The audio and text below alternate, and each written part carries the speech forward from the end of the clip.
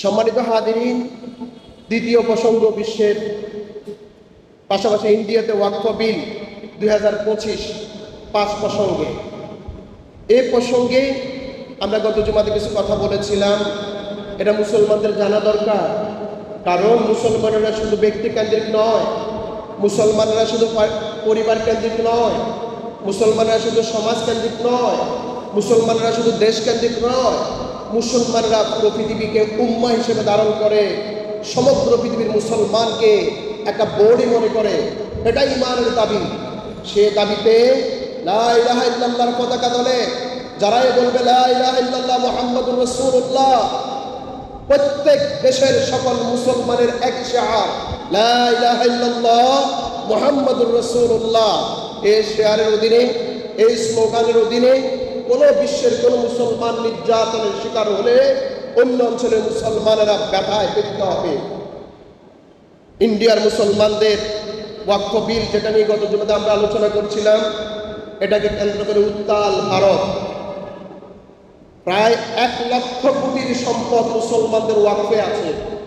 1 lakh crore, 1 lakh crore rupee, 1 লক্ষ, 2 লক্ষ, 1 কোটি নয়, 2 কোটি নয়, 100 কোটি নয়, 1000 কোটি নয়, 1 লক্ষ কোটি রুপির সম্পদ।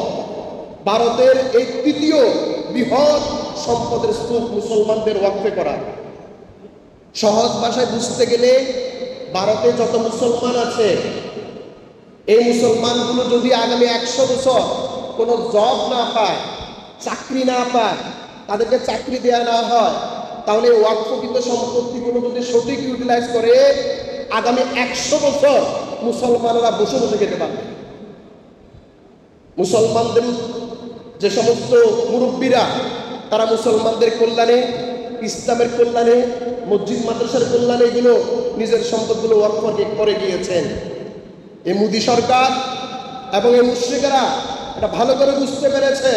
এই জন্য মুসলমানদেরকে নিচ্ছিন্ন করার জন্য ওয়াকফ বিল সংশোধন আইন করে এখন তারা সেখানে মাত্র বিল পাস করেছে। সাথে সাথে ইন্ডিয়াতে শত শত মসজিদ, এতিমখানা, হিফজখানা এবং বিভিন্ন রকমের যেখানে আবাদতখানা আছে, সেগুলো তারা দখল করে নেওয়ার চেষ্টা করছে, গুড়িয়ে দেওয়ার চেষ্টা করছে। মুসলমানদের দাড়ি কামিয়ে দিচ্ছে, ফিরতেছে জয় শ্রীরাম না বলার কারণে, নারীদেরকে ফিরতেছে ট্যাক্সিতে ধরে ধরে মুসলিম হওয়ার কারণে, পর্দা খুলে ফেলছে। এগুলো তো আমরা মুখস্থ বলছি না, এগুলো নেটে অহরহ চলে আসছে। আপনারাও দেখছেন ইন্ডিয়ার কিছু নন মুসলিম যাদের মনের ভিতরে মানবতা আছে, তারাও বিরোধিতা করছে। মুসলমানদের এই বক্তব্যগুলো আপনারা যদি ভালো করে দেখেন, দেখবেন তারা বলছে আল্লাহ আবাবিলের মতো শক্তি দাও, আবাবিলের ব্যবস্থা করো, ওমরের মতো হিম্মত দাও। যখন তাদের হুঙ্কার আর চিৎকার আসলো, তখন সুপ্রিম কোর্টে আপাতত এই বিলটাকে স্থগিত করেছে। এই এহেন পরিস্থিতিতে আমরা এই মুসলমানদের আত্মনাদ দেখে কোরআনুল কারীমের সে আয়াতের কথা মনে পড়ে যায়। মুসলমানেরা যখন নির্যাতিত, নিপীড়ন হয়, অত্যাচারিত হয়, আর এই আশপাশের লোকগুলো যখন তাদের সহযোগিতা না করে, আল্লাহ রাব্বুল আলামিন চমৎকার করে বলছেন, ওয়ামা লাকুম লা তুকাতিলুনা ফি সাবিলিল্লাহ ওয়াল মুস্তাদআফিনা মিনার রিজালি ওয়ান নিসাই ওয়াল ওয়িলদান আল্লাযীনা ইয়াকুলুন রব্বানা আখরিজনা মিন হাযিহিল ক্বরিয়াতিল যালিমি আহলুহা ওয়াজআল লানা মিন লাদুনকা ওয়ালিয়্যা ওয়াজআল লানা মিন লাদুনকা নাসীরা الذين آمنوا يقاتلون في سبيل الله والذين كفروا يقاتلون في سبيل الطاغوت فقاتلوا أولياء الشيطان إن كيد الشيطان كان ضعيفا। আল্লাহ রাব্বুল আলামিন বলছেন, নির্যাতিত নিপীড়িত মুসলমানরা বলছে, পক্ষে আল্লাহ বলছেন, ওয়ামা লাকুম লা তুকাতিলুনা ফি সাবিলিল্লাহ, তোমাদের কি হলো যে তোমরা আল্লাহর রাস্তায় জিহাদ করছো না? ওয়াল মুস্তাদআফিনা মিনার রিজালি ওয়ান নিসাই ওয়াল ওয়িলদান, আর নিপীড়িত, নিষ্পেষিত পুরুষ, মহিলা এবং শিশুরা, বৃদ্ধরা, মুসলমানরা ডাক দিয়ে বলছে, রব্বানা, হে আমাদের প্রভু, আখরিজনা, আমাদের বের করে দাও, এই নগরী থেকে নিরাপদ স্থানের ব্যবস্থা করো, এই নগরীর শাসকেরা জালেম। আল্লাহ রাব্বুল আলামিন বলছেন ওয়াকাতিলু, তোমরা যুদ্ধ করো। আল্লাহ বলছেন আল্লাযীনা ইউমিনুন, আল্লাযীনা, আল্লাহ বলছেন যারা ঈমান এনেছে, ইউকাতিলুনা ফি সাবিলিল্লাহ, তারা আল্লাহর রাস্তায় সংগ্রাম করে, জিহাদ করে। আর যারা কাফির তারা তাগুতের পথে জিহাদ করে। ওয়াকাতিলু আউলিয়া শাইতান, আল্লাহ বলছেন ও মুমিনেরা, এই শয়তানের দোসর, তাগুতের দোসরদের বিরুদ্ধে যুদ্ধ ঘোষণা করো। শয়তানের দোসররা আর তাগুতের এই শক্তিগুলো অবশ্যই অবশ্যই তাদের এই শক্তি দুর্বল। আজ হোক কাল হোক তাদের এই জাল ছিন্ন বিচ্ছিন্ন হয়ে যাবে মুমিনেরা যখন শক্ত পায়ে দাঁড়িয়ে যাবে। পারবো কিনা ইনশাআল্লাহ? পারবো কিনা ইনশাআল্লাহ? আল্লাহ আমাদের সেই তৌফিক দান করো, আমিন। মুসলমানদের কিছু মুনাফিক আছে, তারা দেখেও দেখে না। মুসলমানদের এই মাজলুম মুসলমানদের আত্মনাদ তাদের কানে যায়ও যায় না, তাদের অন্তরে পৌঁছে না।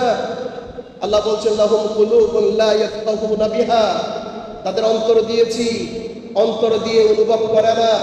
ওয়া লাহুম আ'য়ুনুন লা ইউবসিরুনা বিহা, তাদের চোখ আছে, চোখ দিয়ে তারা দেখে না। ওয়া লাহুম আযানুন লা ইয়াসমাউনা বিহা, তাদের কান আছে, কান দিয়ে তারা এই আওয়াজ, এই আত্মনাদ, কোরআনের বাণী তারা শ্রবণ করে না। উলাইকা কাল আনআম, এরা চতুষ্পদ জন্তুর মতো মানুষ না, এরা বাল হুম আদাল, চতুষ্পদ জন্তু থেকেও খারাপ। উলাইকা হুমুল গাফিলুন, এরা গাফিল জাতি। মুনাফিক হয়ে থাকা যাবে না, মুনাফিক হয়ে থাকা যাবে না।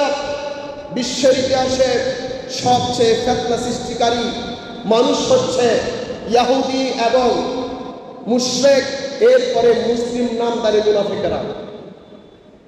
তারা মনে করে ইসলামের কাজগুলো ফিতনা, অথচ তারাই ফিতনা সৃষ্টি করে, তারাই ফাসাদ সৃষ্টি করে, তারাই বমিং করে, তারাই ফিলিস্তিনে মুসলমানদেরকে হত্যা করে, মুসলমানদের জায়গা থেকে তাদেরকে উৎখাত করে।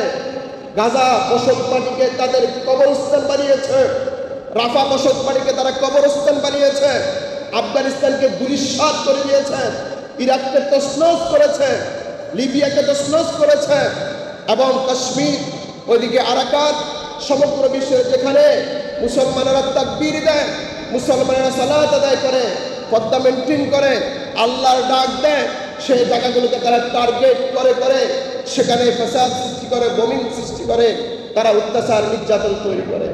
আল্লাহ রাব্বুল আলামিন বললেন ওয়াইযা কিলা লাহুম লা তুফসিদু ফিল আরদ ক্বালু ইন্নামা নাহনু মুসলিহুন আলা ইন্নাহুম হুমুল মুফসিদুন, তাদেরকে বলা হলো পৃথিবীতে তোমরা ফাসাদ সৃষ্টি করো না, মারামারি কাটাকাটি হানাহানি করো না। তারা বলে বোমিং মানে গুলিশাত করে দিয়ে উৎখাত করে ওই এলাকাতে শান্তি স্থাপন করছে। তারা ফিলিস্তিনে গাজাবাসী, গাজার মুসলমানেরা তো ইসরায়েলে গিয়ে প্রথমে হামলা দেয়নি, আফগানিস্তানের মুসলমানেরা তো ইরাকে গিয়ে হামলা দেয়নি, নিজেরা নিজেরা তৈরি করে নিজেদের অস্ত্র বিক্রি করছে, মুসলমানদের ভিতরে তফাৎ সৃষ্টি করছে, নিজেদের মুসলমানদের এই সম্পদগুলো তারা উঠিয়ে নিয়ে যাচ্ছে। এই সময়ে আমাদের করণীয় হলো ঈমানকে মজবুত করা। আমার পাশে মুসলিম নিধন হচ্ছে, আমার পাশে মুসলিম গড় ছাড়া হচ্ছে, আমার পাশে মুসলিমের দাড়ি কেটে দেওয়া হচ্ছে, আমার পাশে মুসলিম বোনের নেকাব খুলে উন্মুক্ত করে দেওয়া হচ্ছে, শিশুর উপর অত্যাচার করা হচ্ছে, নারীর উপর অত্যাচার করা হচ্ছে, ইফতার করতে দিচ্ছে না, ইবাদত করতে দিচ্ছে না, সেহরি খেতে দিচ্ছে না, নামাজ পড়তে দিচ্ছে না, মসজিদ ভেঙে দিচ্ছে। আর আমি আমার ঘরে আরামসে টেলিভিশন দেখছি, আমার কোনো চেতনাও নাই, কথা বলার সুযোগও নাই। আমরা শুধু আমাদের আখের বোঝাচ্ছি, আমার সাময়িক লাভ দেখছি। এভাবে হতে গেলে ওই লিবিয়া, আফগানিস্তান, সিরিয়া এভাবে একটা একটা করে যাওয়ার পর এই কাছাকাছি চলে আসছে বাংলাদেশে যে কোনো মুহূর্তে জালেমদের ওই অত্যাচার মুনাফিকদেরকে নিয়ে শুরু হতে পারে। সচেতন হইতে হবে।